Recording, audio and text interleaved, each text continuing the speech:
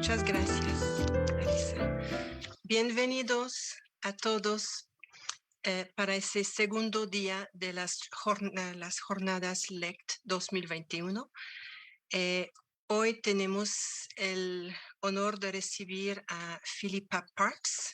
La presentación, la primera, va a ser en inglés, entonces voy a cambiar al inglés. Mi nombre es Patricia Houde. Estoy aquí con mis colegas Cristina Simani y Ken Richter.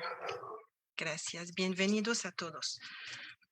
So today we have the honor to receive Dr. Philippa Parks from the University of McGill. She's a teacher education in TESOL programs at McGill University and at the Université du Québec à Montréal. She recently completed her PhD in the Department of Integrated Studies in Education at McGill University. Her research looks at how English second language teachers form their professional identity during teacher education, with a particular focus on how to build self-efficacy and resilience. Her presentation is titled Pre-Service ESL Teacher Education, Spaces to Grow and Build Efficacy and Identity. Teachers with high self-efficacy are better teachers. They are more versatile, more creative, better problem solvers, and more resilient, less likely to leave the profession. Teacher education programs are an ideal site to explore how future teachers build self-efficacy into their professional identities. In this presentation, I share Philippa Parks will share the experiences of future ESL teachers while completing their practicums. It's their professional practices, as we call them here. They're set a little bit differently in Quebec, in Canada, and explore ways teacher education programs can build efficacy and resilience in future teachers by providing spaces to reflect, self-evaluate, and share experiences with peers. Without further ado, I'd like to welcome Dr. Philippa Parks. Thank you, Philippa. Good morning, everyone. Thank you for that introduction, Patricia, and thank you, LECT, for inviting me today. I'm very excited to be here. Patricia, would you like me to share my screen? Yes, please. Okay, so that will be the easiest. Let me just make sure I have the right one.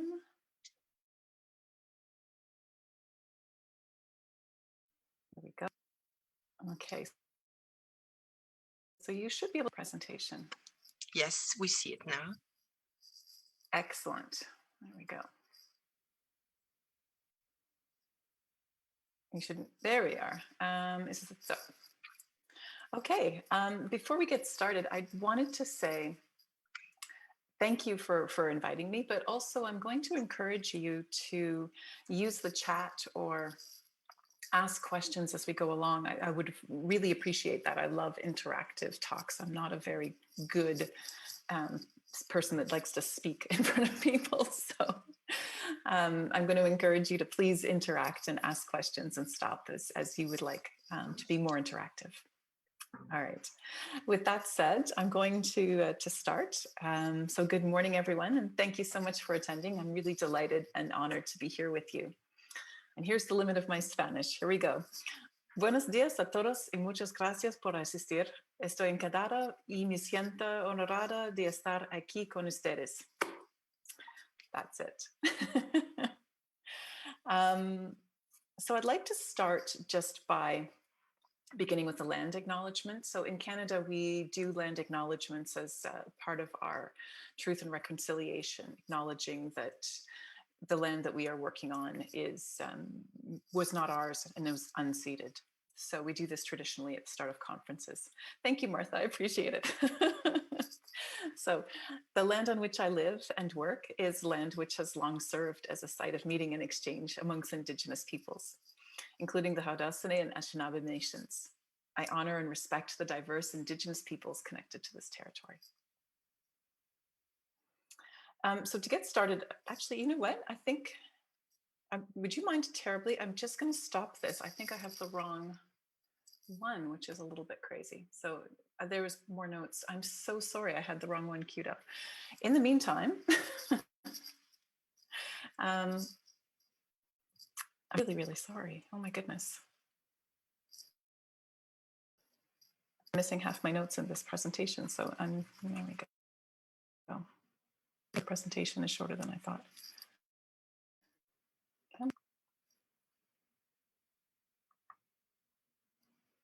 Sorry, my microphone was off. Maybe I can say something about Philippa's research meanwhile.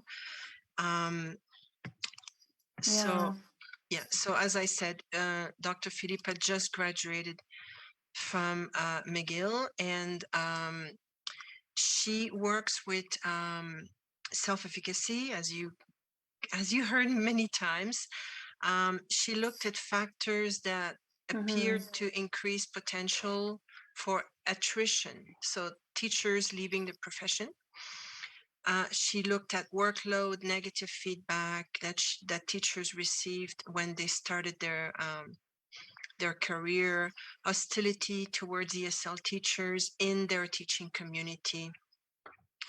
She looks at resilience. She will present that today, how to build resilience in novice teachers. And she looks at implications for teacher education. Philippa, tell me when you're ready to take on. I am, yes. I'm sorry. For some reason, the one I really wanted to share with you has disappeared, but I do have my notes, which is just as helpful. Okay. So I'm going to use those. I found the ones that I sent to you. I believe that these are the correct notes. So, okay, yeah. No problem. I'm so sorry about that, everyone. We'll start again. Here we go.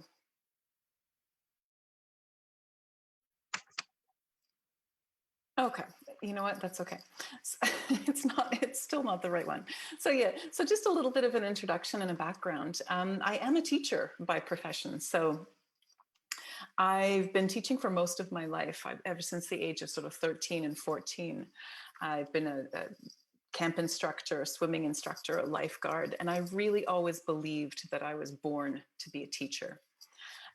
So when I graduated high school in 1994, it seemed a natural fit to go into teaching at McGill. And then I graduated from McGill in 1998, and I started teaching. I was hired at a French high school where I taught English for almost 10 years. And although I had always believed that I was born to be a teacher, the realities of teaching were so much harder than I had really anticipated. This was a huge shock to my system because I had thought, I was going to be a great teacher. I knew what I was doing. I didn't really need people to tell me stuff. But what really happened is that I arrived in the classroom and I struggled. I struggled to establish a sense of control and purpose. I wanted to connect with the students, but I found myself just being an authoritarian and laying down the law in a constant way. I really wanted to create meaningful lessons and create critical thinking and creativity, but I found myself using grammar drills because I really needed to keep the students busy while I tried to keep up with all the lesson planning. And I cried nearly every single night.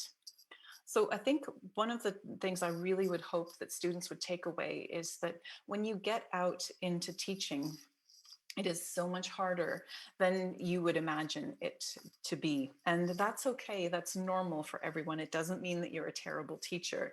It just means that most of us have high expectations on ourselves. And then the reality is something else. So there you are. It took me, honestly, about 5 years of trial and error experimentation and figuring things out and working on materials outside of the classroom to really start to feel comfortable. Right, so then I graduated, I finished teaching after about 10 years and got my master's degree. And in 2012, I began teaching future teachers at McGill and at Université de Québec à Montréal. So there's the two pictures there. When I was a high school teacher, I had actually mentored a lot of student teachers. So they came into my classroom and I was their host teacher. And I let them teach my students, and I gave them support. So I was really looking forward to becoming a university instructor and sharing my enthusiasm and experience with people. But unfortunately, to my surprise, despite the fact that the Quebec government had overhauled the curriculum and content of the teacher education program in the early 2000s, my students complained they still felt overwhelmed in their practicums, and they still felt underprepared by the courses they took in the university. So in other words, they were going through the same struggles I had experienced nearly 2 decades earlier. And at the same time, the media were starting to report alarming numbers of teacher dropouts. There seems to be a worldwide crisis. And so that's how I began my doctorate. I started doing research and realized that there's a shortage of teachers worldwide. And that's the bad news. The worst news is that it's not just that fewer teachers are going into teaching, it's that more teachers are leaving it too early. And the problem is really acute for second language teachers, which is an issue because Canada is a bilingual country, so French and English. So there are chronic shortages in Canada of French second language teachers and English second language teachers. In fact, in the French and Collins study, which was a great study, I highly recommend it. I can give you a copy if you're interested. It was published in 2011. Nearly half of all Quebec ESL teachers reported considering leaving their profession in the last year, which is astonishing. And this statistic's bad enough, but it's worse when you compare it to the overall average for French second language teachers in the rest of Canada. So not only is the problem really bad for second language teachers in Canada, it's particularly bad for ESL teachers in Quebec. So the next step in my problem solving was to try and figure out why. This was the question that began my research. What is it about the situation for English second language teachers in Quebec that makes them more likely to drop out than other teachers in other contexts? So what I found in my literature review is that teachers' motivations for leaving early can be divided into 2 categories. And the first are extrinsic or contextual factors, such as a workload, conflict, and classroom management issues. And the second are things that we call intrinsic factors. And these are things like a lack of collegiality or collaboration, or if you get an unsupportive principal, for example, or administration. And this is when I came across the theory of teacher self-efficacy as a possible way of understanding who stays and who leaves. So Patricia's mentioned that I do deal with teacher self-efficacy. So let's have a look at what it is. What is teacher self-efficacy? It's on efficacy theory, which was a construct first proposed by psychologist Albert Bandura, also a Canadian, in 1977. And it's a construct that describes a person's belief in their ability to do something well, which is really interesting because it's different from your actual ability to do something well. It's your conviction. I can do this. And teacher self-efficacy, as defined by Woolfolk, Rousseff, and Houde, is the teacher's belief they can have a positive effect on student learning. I can help my students, in other words. So it's a really interesting concept, especially for people looking into understanding who stays and who leaves. And here's why. Because greater efficacy leads to greater effort and persistence. So you can think about it as a kind of spiral. Okay? The higher the sense of efficacy a teacher experiences, in other words, the more they believe in their teaching abilities, the higher the goals they'll set for themselves and the less likely they are to fear failure. The less they fear failure, the more likely they are to persevere in the face of difficulties. And the reverse is also true. The lower the sense of efficacy a teacher has, in other words, the less they believe they can make a difference for their students, the more likely they are to avoid challenges and the more likely they are to give up when difficulties emerge. So my questions now were, how do we get future teachers started on the right track to high efficacy? When is it developed? Can we start in teacher education? So the short answer to that last question is yes, we can start in teacher education. And this is because according to efficacy theory, efficacy beliefs are most pliable early in learning. So if we want to help our future teachers become resilient by building strong feelings of efficacy, we really should do it in teacher education before they get into the field. So this led me to my next questions. What are we currently doing in teacher education that helps teachers build efficacy? What are we doing well? And what can we do better? So my research goal became to look at how future English second language teachers build this efficacy during education and in the practicum experience. So when they're out in the schools practicing being a teacher. So to be clear that what I'm presenting to you today is part of my larger doctoral study, which used mixed methods. And the findings that we're looking at now look at the qualitative phase of this mixed method research. So in this phase, I recruited participants from 2 different universities in Montreal who were in their 3rd year of a 4-year degree. So their 3rd year is kind of like the biggest year for them, where they do their longest experience in the field, and also ones in high school. And high school has lots of interesting questions around classroom management. So in both programs, the experience begins in the fall and finishes in December. So this is kind of what it looks like for me. We did the first round of data right before they started in their experience. They began their experience, and I collected data all the way through. Their experience ended, and then I collected one right at the end. So sort of looking at it before, during, and after. And I really wanted to see how the participants were making sense of their own experiences while they were in the field. So I decided to gather narrative data. In other words, what stories were the student teachers telling themselves about their experience? In order to collect these stories, I designed a variation on the focus group format and created a setting where small groups of participants were asked questions designed to provoke narratives. And those are called story circles. And it was really quite efficient because I collected over 200 anecdotes in about 6 one-hour sessions. And not only that, but the data was really rich. My students really just loved telling each other stories about their experience. You can see kind of in here, tell us about a time when you tried to teach something and it didn't go well. That's their natural way, their natural impulse is to share with their peers through stories about things that are happening to them. Okay, so now we're going to look at what came out of all this research. There were 3 key findings, and I'm going to outline them now and dig into them one by one so we can see what they mean for teacher education.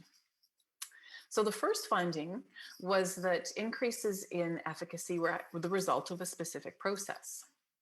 The second one is that future teachers or student teachers need access to classroom spaces to try teaching, and this must include risk-taking. And number 3, which was kind of the biggest finding, is that there's a serious problem with the way that we evaluate, at least in Quebec, the way we evaluate our future teachers. So let's have a look at these together. Whoops, there we are. This is why it's still my rough version. Here we are. So the first finding was that changes in efficacy were the result of a specific process. So what happens is that in teacher education or even in the field, it's really important for the student teacher to watch someone who knows what they're doing and does it well. So they model teaching strategies, really great teaching strategies, and they learn from their mentor. They learn because they say, hey, that looks like something I could do. And this is what Bandura calls a vicarious experience of efficacy. So you sort of feel like you can do it because you see someone else doing it. Next, the teacher needs to try out strategies. So the student teacher needs to try them out. And I want to stop here for a second and have you take a mental note of this step. Because not only is it an essential part of the process, but it also needs specific conditions in order for it to happen successfully. And I'm going to talk about those conditions in the next finding. This one. All right. So moving on, once they've reflected on these strategies, they can decide what works and what doesn't, and then start to use the strategies they found most effective in their teaching more consistently. And of course, this makes sense. Using the most effective teaching strategies gives them more chances at what we call mastery experiences. So success in the classroom. Something goes really well. We feel better about ourselves. We feel, yep, I can do this. I can teach well. So cumulative mastery experiences increase overall feelings of efficacy. So that's the process. That's what we want to see in teacher education. So we have the process down, but now we need to talk about that key condition for the process to take place.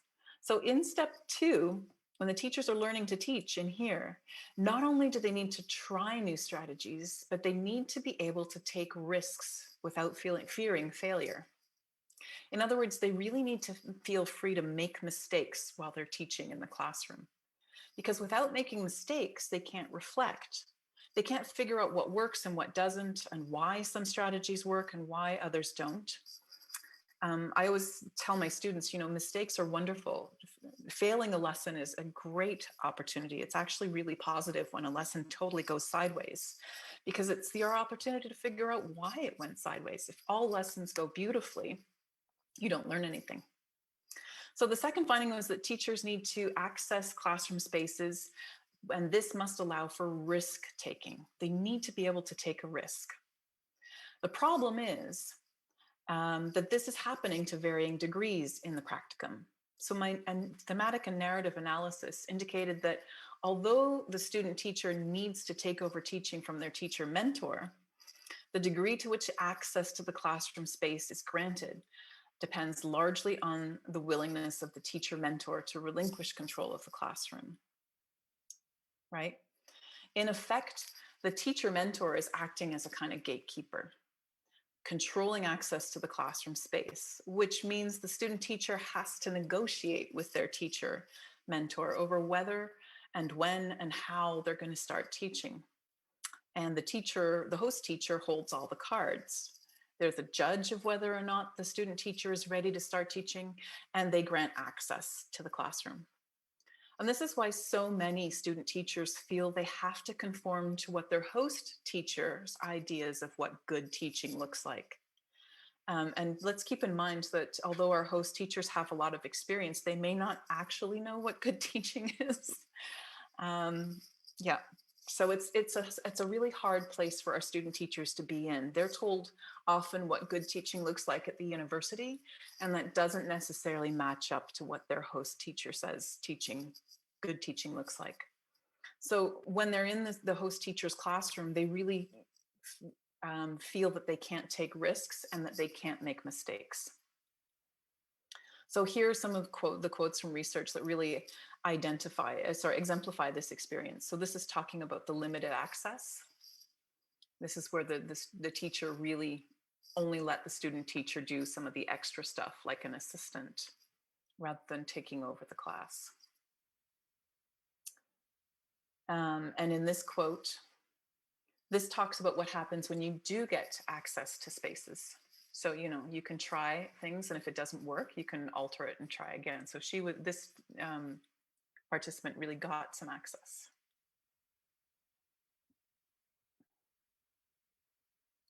So the next finding, and this is the one that really shook me a little bit, was that the way we evaluate students during their practicum actually prevents them from doing a number of key things. And the first thing that it does is that risk taking that we just talked about, it decreases risk taking. And it's exactly the opposite of what we want for our student teachers. And in fact, the student teachers were afraid to make mistakes when they're being observed by their host teacher, but also by the supervisor from the university. So when we evaluate our students from the university, we come into the classroom, we watch them, we have our checklist, we give them feedback, and then a grade. And this is a moment of enormous stress for our student teachers. And it actually decreases the chance that they'll take risks. Because when they feel like they're constantly under evaluation, they don't feel like they can take those risks. Right? And this is a quote that exemplifies it here. I want to try it, but I can't because if it's not perfect, I'll fail. And you can't take those risks because they're always criticized. Okay. So when you're taking fewer risks, it means you have fewer opportunities to build efficacy. So that feeling of being constantly watched, judged, and evaluated creates fear of failure, and it inhibits opportunity for the kind of risk taking we talked about, right? This crucial stage here. And it gets worse. Not only does being evaluated decrease the likelihood that the student teachers will take risks, make mistakes, and learn from them, it also really creates feelings of resentment when they get feedback from their mentors about their teaching. And as someone who's given a heap of feedback to student teachers over my career, this was a real shock to understand that my feedback wasn't seen as helpful. It was often resented. And this is because student teachers often see this well-intentioned feedback as criticism rather than an opportunity for growth or reflection. And here's a quote that it will exemplify that from one of my participants. She said, "It's not wrong. You don't like it. I like it. I don't care." So she's not going to do the strategy for while she's in her teaching practicum, but when she's going to have her own classroom, she's going to just do it her own way anyway. And again, here's the explicit connection to the grading. You're going to say the wrong thing and do the bad thing. They give you feedback. You don't have a choice. You have to take it because they grade you. So that was one of the biggest shocks here, except that I did find when I did research into other fields, that research into evaluation supports this finding. For example, in a study into, I believe it was management, Bauer and al. Found that when there's a power imbalance between stakeholders, in the same way we have a power imbalance for teacher educators and student teachers, it's a lot harder to engage in the participatory evaluation process.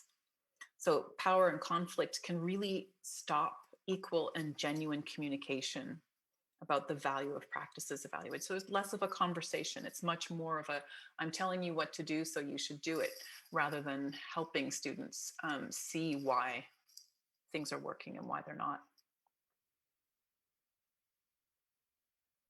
So the feedback that actually creates genuine growth and reflection doesn't come from the teachers, the host teachers, or the university supervisors. The real feedback that helps comes from the students. And this is a quote that exemplifies that. The student teacher here says he just wants to see how the students react to the feedback, because that's who they're doing it for. The student's reaction to a lesson tells the student teacher how successful they were. So in my dissertation, in order to better understand how hierarchies of power can influence this kind of acceptance of feedback, I proposed this construct. So there's a clear pattern. It shows that the greater the power the person giving the feedback had over the student teacher, the less likely they were to accept the suggestions, and the more likely they were to resent it. So here at the top of the pyramid, the university supervisor is placed in kind of a position of ultimate power. They're the gatekeepers to certification.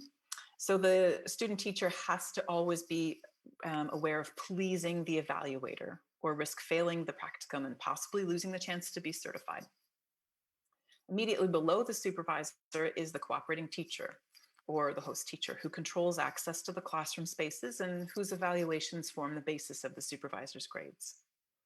And the supervisor in my construct is just above the cooperating teacher, only because in our system, the supervisor has the power to override the cooperating teacher's evaluation and to intervene in the case of conflict between the cooperating teacher and the student teacher. And this does actually happen a fair amount. Right. So we have this nice big thick black line. So these are the ones with the most power. And below this line are the ones that have less power. So the next are the pre-service teacher's peers. So the student teacher's peers, their friends. They have some power of social persuasion, but their feedback is a lot more easily accepted by the student teacher. And these are followed by the classroom students, who have the least amount of power, but whose feedback is also seen as the most genuine in the eyes of the student teacher. So this is the one that actually has the most influence, as well as peers. So the final problem with the hierarchy our hierarchical structure that we have in place is that it really prevents future teachers from constructing their teacher identity effectively. And this because it encourages a climate where the student teachers perform to please rather than perform their identity in authentic ways. And this is tied to the efficacy too. We're not actually teaching in the way that we would really teach. We're doing it in order to please our evaluator and show them what they want to see. And this is a quote here, a little story about a student who gave the lesson plan to the supervisor. Now, the student had already done the lesson to 2 other groups and knew that it was a successful lesson. But when the supervisor gave feedback, he felt he had to follow it, even though he knew that it would affect the lesson negatively. So the lesson was actually worse off because he wasn't allowed to follow his own intuition. So perhaps unsurprisingly, the opposite of being observed and evaluated. In other words, the chance to be given a space to teach unobserved and alone was the key condition for successful efficacy and identity building, which is a little bit crazy if you think about it, because what's the purpose of teacher education, right? If they can just go off and teach by themselves and develop efficacy and identity without any support from teacher mentors, there's something that's going on that needs to be changed. So in other words, when they could teach in a space without evaluation, where they felt free to make mistakes without judgment, they built these things. And here's a couple of quotes just to back that up. So when the CT is the host teacher. This is, he meant to say second guess.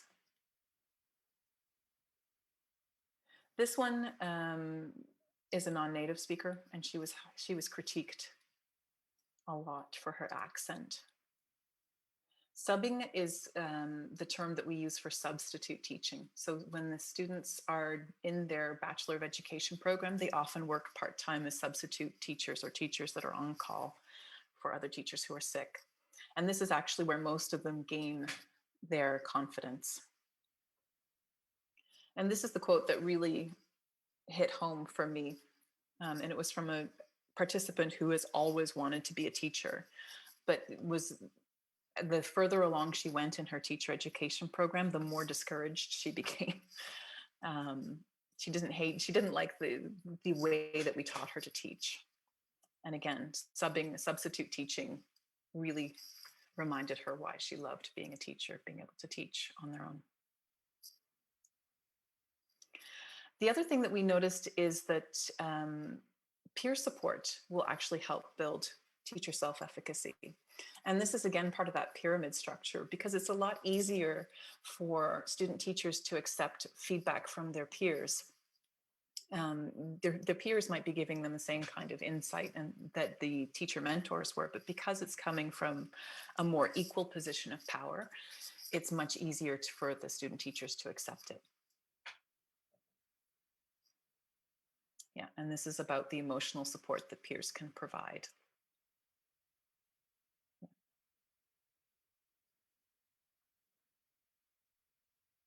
So the other thing that I found about peer feedback is I read through the transcripts of the story circles, and here's an example. I noticed that there was an unexpected result of the research project itself, and that's the opportunity to share experiences with peers. Because usually they don't meet as often as they did during the research project.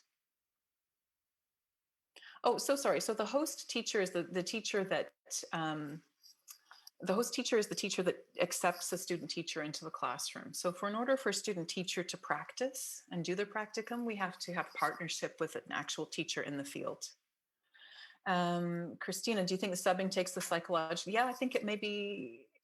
Yes, there's also that too. There's definitely lots of layers to the substitute teaching aspect. The one that they did mention most often was that they could just screw up and it didn't really matter because no one was watching them. And, they didn't have to come back the next day and deal with the students. So there was a lot of sort of sense of freedom to sort of experiment and try things out. Yeah, there was a lot of freedom and a lot less pressure, which seems to be the space we need for growth. Okay, so getting back to the co-construction here. So I did notice that they got to share their experiences. And what was really interesting is they would often share problems, right? And this is one participant saying, she said she's looking back. This is, again, I look back as reflection. I look back and I shouldn't have said that we're going to switch. She was having an issue when she was doing a cooperative learning activity where she said was giving a set of complicated instructions to the students. And in this, she's talking about how she gave too many instructions at once and it confused the students. But as you can see in this dialogue here, her peer is chiming in with the understanding of that, right? You're confusing them. Yeah, right? So together, they're working to build understanding. They're working together to reflect on the experience, even though Nick wasn't there. He's able to share in the experience through Addie's story. So the stories kind of, they work together in this way. The reflective practice in the way worked to increase the whole group's sense of efficacy in what I call like the fashion of a bricklayer.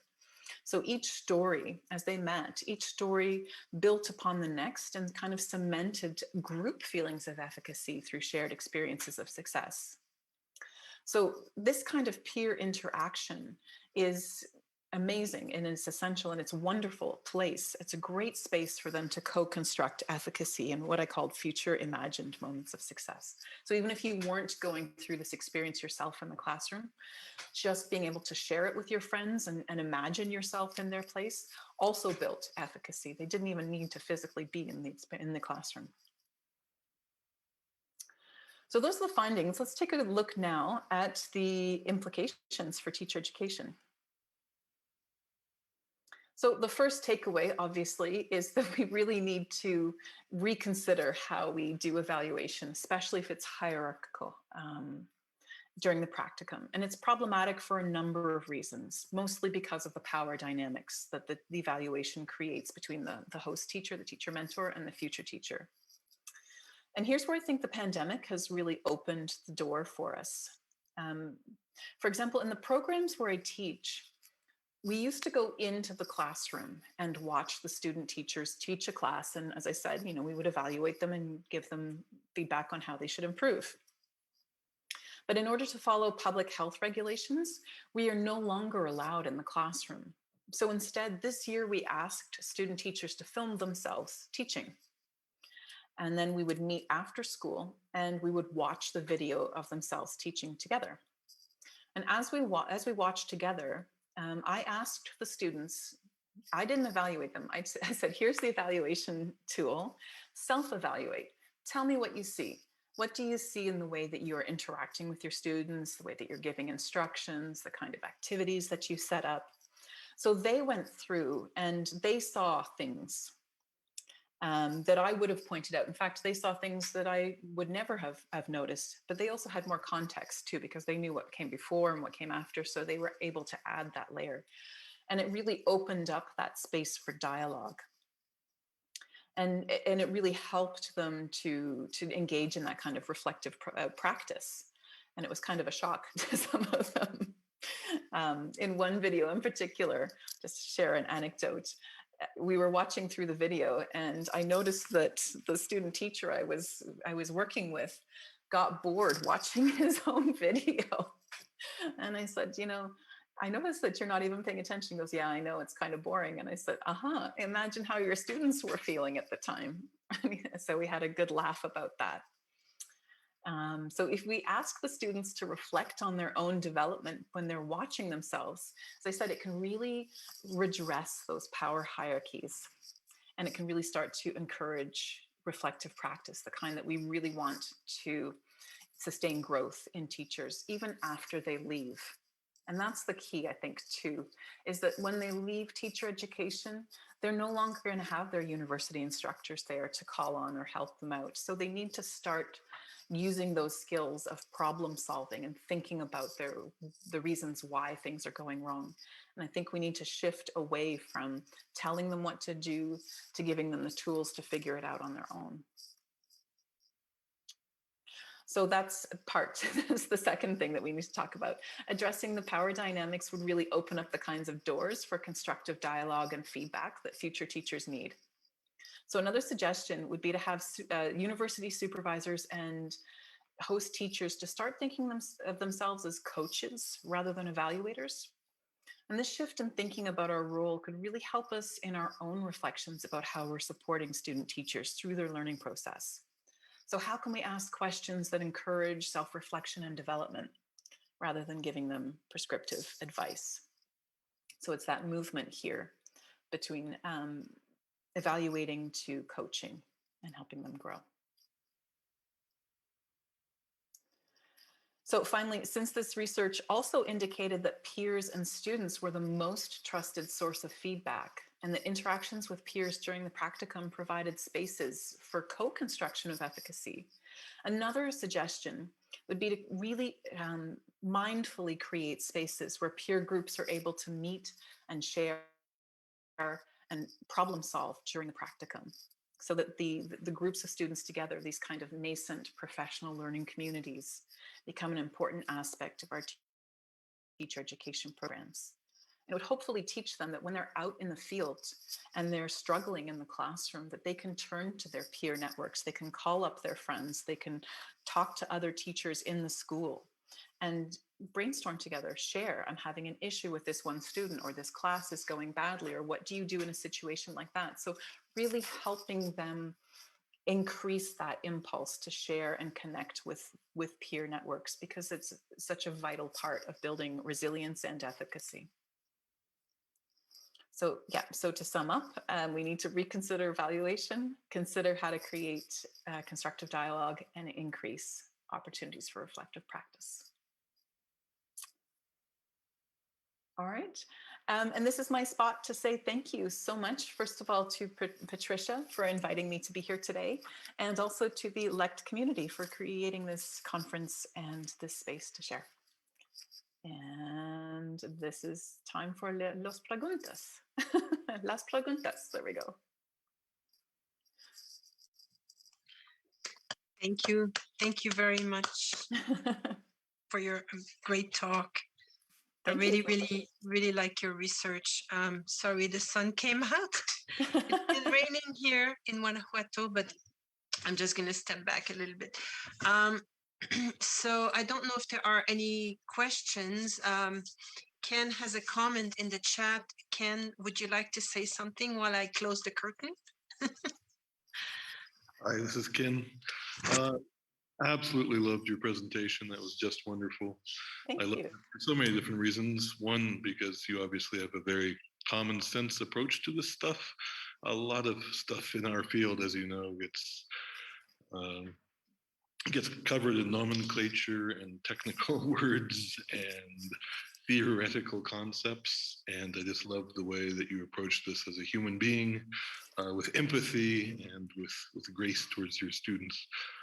I couldn't agree more with everything you say. I think everything you say is absolutely on point. And so while I don't have any questions, I want to commend you on such a wonderful presentation. I certainly learned a lot from you, and I hope we'll have the opportunity to talk more, communicate more about your research in the future, because I'm very interested in the same kinds of things. So thank you so much for your time and for coming here to our event. It's my absolute pleasure. Thank you so much for your kind words. And I absolutely would love to continue working with you and talking with you about these things. I'm passionate about it. So anyone who feels the same passion, and I can natter on about for hours without getting bored about this stuff, is welcome. Wonderful. Yeah. About every 30 seconds, I wanted to stop you and either say, yes, I agree, or ask for more information. Yeah. Hopefully we'll have an opportunity where I can interrupt you lots and lots over some coffee or something someday, so I can Beautiful. I'll have to make it to Mexico as soon as everything. Fantastic. You have an open invitation. Thank you. Yeah. Oh, I'm just reading through Martha's comments. Yeah, I think so many of us feel like Cassie. Yeah. Yeah, I was wondering to what extent that these experiences that my students were having were universal, but it seems like they do tend to be. Yeah. I see Brenda has her hand up. Brenda, did you have a question or something you wanted to share? Yes. Well, first of all, I want to say that I loved your presentation. And I actually read your article from 2017. Oh, okay. Yes, about understanding the connection between a teacher's identity, efficacy, and attrition. Yeah. And actually, as I was reading your article, because we have this subject that we take at the University of Guanajuato. It's about reflection and reflexivity. Okay, but putting ourselves in the place of a language student. And I was supposed to focus my investigation on self-efficacy. And well, as I was reading your article, I came to the conclusion, well, of what you mentioned, that probably one reason why I failed with classroom management with teenagers and preschoolers and first grade, because it's a tough crowd. So I came to the conclusion that maybe a reason why I kind of failed with classroom management was because I used a transposable identity too soon, before actually mastering the pedagogical skills to really do the classroom management. But at the moment, I was still preparing myself as an English teacher, taking the TKT course.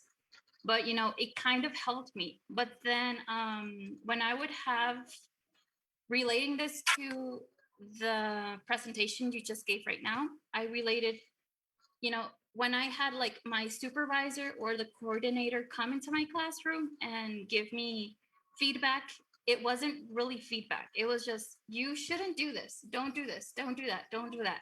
And Fulanito was running around the classroom and this other boy was doing this. And it was, it was really difficult. And that affected me so much that it gave me like a low teacher self-efficacy. And it really wanted me to drop out of teaching. But I didn't. And I'm still here, and I've we read a lot about classroom management, and it should be one of the teachers' roles in the classroom. But actually, I don't think, or up till now, we haven't had like a lesson regarding classroom management, which would be kind of great, because I think that as a student, it's like, okay, you have to do a lesson plan. We're going to give you a group and you have to go. So I think it's not being nervous about, doing what you wrote on your lesson plan, but it's like, will I be able to handle the classroom? I think it's more of that fear, and what will the teacher say? Well, we don't usually have our teachers like directly in the classroom when we do this. It's just like a practice. But it does affect me. But I have a question. Have you considered comparing the teacher's self-efficacy and a student's self-efficacy regarding language learning? I haven't, but I just read a study last week. Oh goodness. I have a sieve of a brain for names, but I can get back to, there has been research done into that, but with regard to literacy. So literacy efficacy, usually you have to make it pretty narrow. So, and reading strategies. So that kind of work has been done, but I think if you're interested in it, that would be a great field to explore more. I know there's already some research being done in that area. Learning. I'm sure I can, you know what, if you're interested, I'm going to put my email in the chat here. And I'm going to encourage people to write me if they're interested in talking more about this. That's my email. Thank you. And if you'd like another article on this kind of thing, I can send you different things and continue the conversation. So yeah. Thank you. And sorry for talking too much. No, please don't apologize for that.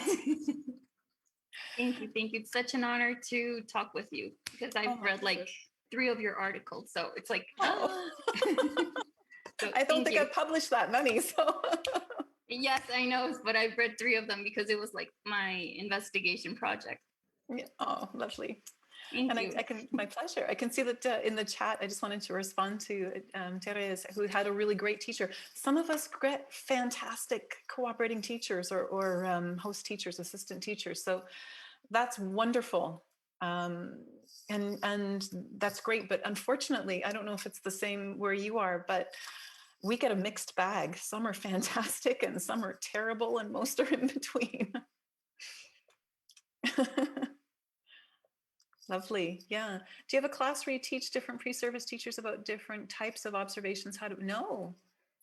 I knew what to expect when I had that class back in my BA. No, we don't have a class where we do feedback.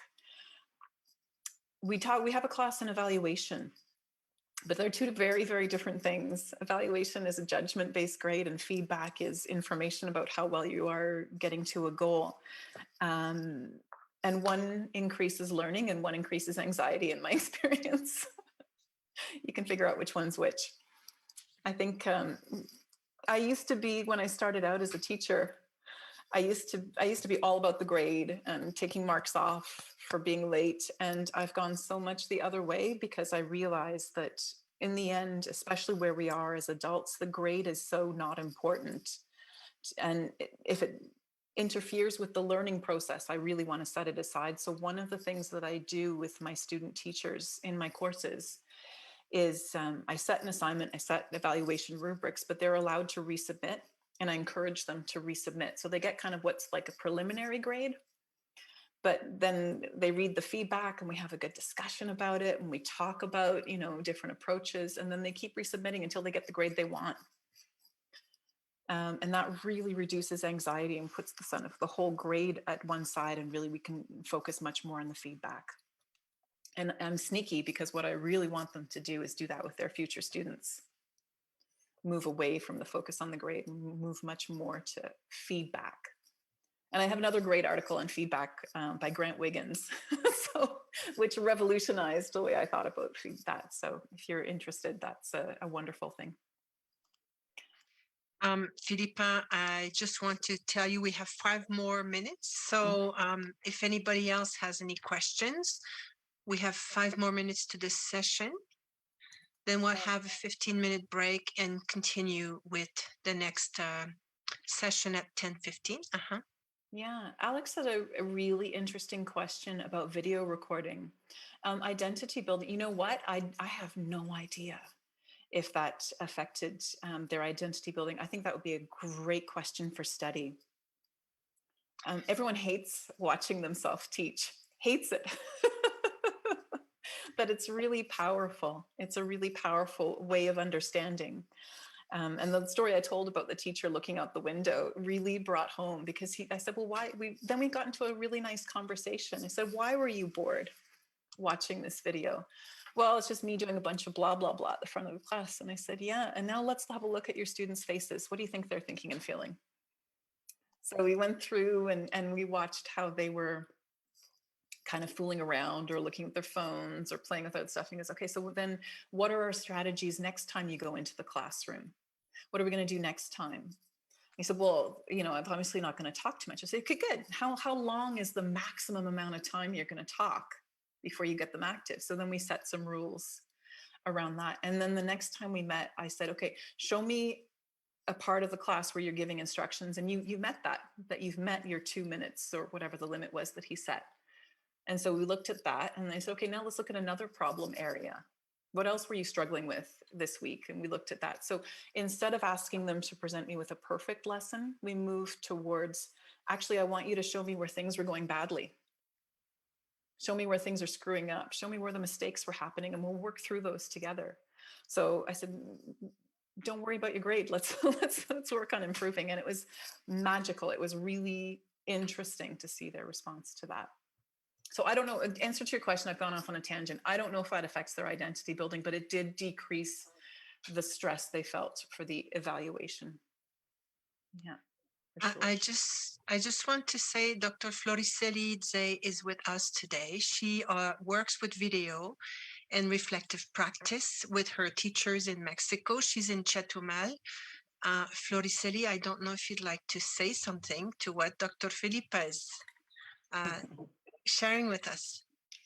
Thank you, Patty. Hi, Philippa. I'm really happy to be here and listen to all the information and ideas you are giving us. And yeah, I have worked with video. I actually did a project on the use of video to promote reflection, and it was very, very interesting. It was, it was a mixture of feelings or emotions for the students who participated, pre-service teachers who participated in this project. And yeah, it is very interesting. At the beginning, in my case, with the participants I had, at the beginning, they didn't want to watch themselves, teaching. But after the first, even the second session, they started, paying attention, not to them, not to how they looked or what they were doing, but then they started paying attention, as you said, to the students, to everything happening in the classroom. And it was very, very useful. I had very fruitful sessions with them. And in terms of identity, something that I noticed, it was not based on the video they were watching, but on how they starting seeing themselves as teachers, as they were, watching their videos, but also thinking and reflecting on their own teaching process. And so they started identifying themselves as teachers. So it was very, very interesting to listen to what you presented today. So thank you very much. It was very, very useful, fruitful. And I asked Patty for the recording of this presentation because I would like to show it to my students next semester. So thank you very much for that. Oh, thank you, my Patty. Pleasure. Thank you. There is a YouTube video that I posted, which is probably a better recording because I screwed up a little bit with this one. And Thank the YouTube you. one I practiced, but Patricia probably can post that for you. Thank you. Thank you very much. Yeah. Yes, we have a YouTube channel for the LECT research group at the University of Guanajuato. We're in the language department, as you guys know, probably. We will be posting the videos of the sessions for this Jornadas LECT 2021. So don't worry, you'll have access to the videos afterwards. Thank you. I'd like to thank Dr. Philippa Parks for this wonderful presentation on ESL teacher spaces to grow and build efficacy and identity in their teaching practice. We will be ending the session. It's now after 10. And I want to respect everybody's time. We'll take a 15-minute break. We will come back at 10:15 with the next presenter. We have Jessica Ana Luz Perez Mesa presenting, and we have Dr. Abraham Sanchez Ruiz talking about research ethics, very important topics coming up. We have a Constancia. Alex, do you want to help me with that? Thank you. If you could, we have a certificate for you, Dr. Philippa, for presenting at our conference today. So I'm going to read Constancia. It's called a Constancia in Spanish. And it says, la División de Ciencias Sociales y Humanidades Campus Guanajuato otorga la presente constancia a Philippa Parks, PhD, por impartir una conferencia magistral titulada Pre-Service ESL Teacher Education, Spaces to Grow and Build Efficacy and Identity. El día 29 de junio del presente año, en el marco del evento Jornadas LECT 2021, Guanajuato, Guanajuato, 29th of June, 2021. And our director signed it, our faculty director, yes. Thank you. Thank you so much. Thank you. Thanks. Go ahead, Philippa. No, I was just going to say you probably need your brain break now. Just 1 second, if we could stop the recording and the transmission, please. Larissa, si podemos terminar la grabación y la transmisión por el momento. Muchas gracias y vamos a retomarlas después de 10 minutos porque son las 10 minutos. 10:04. Solamente les pedimos que apaguen La la grabación cámara se ha detenido. y que apaguen el micrófono. No se